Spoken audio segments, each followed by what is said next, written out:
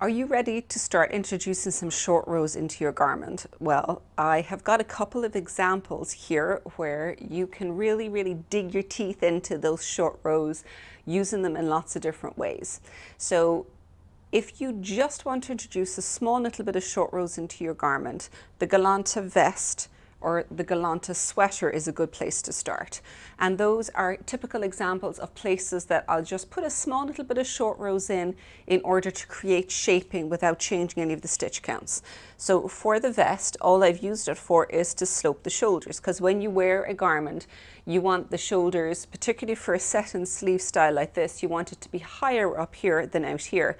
Traditionally, you do that by doing bind-offs and creating a stair-step bind-off. But by doing them with short rows, it then means all your stitches are live when you finish it, so you're able to turn it inside out and do a 3-needle bind-off to join the front and back. So it gives a really clean finish and avoids some of those difficulties of finishing. Now, the second way you can use them is for the sweater version, and this is a set-in sleeve. Traditionally, set-in sleeves, similar to the stair step, are done creating a curve that you will then sew in around the armhole.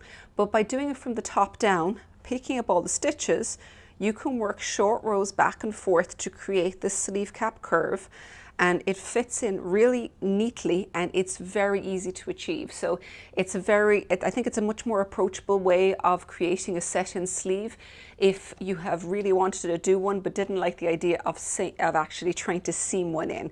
Short row set-in sleeves are my favorite thing.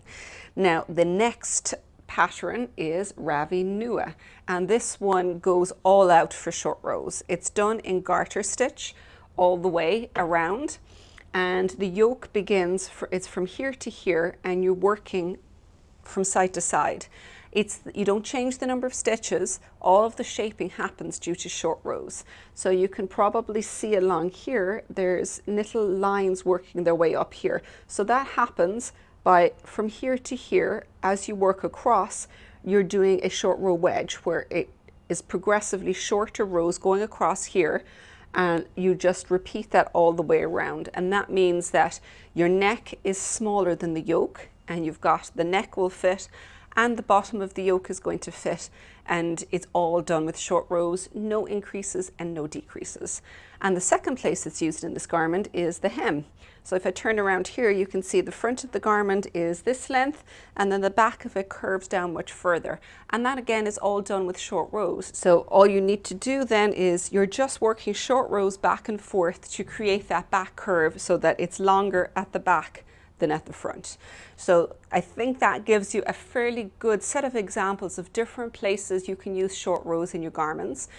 If you would perhaps learn about a different technique, keep following along. Our next set of videos is going to be all about brioche. Just make sure that you subscribe so that you don't miss any of our upcoming videos.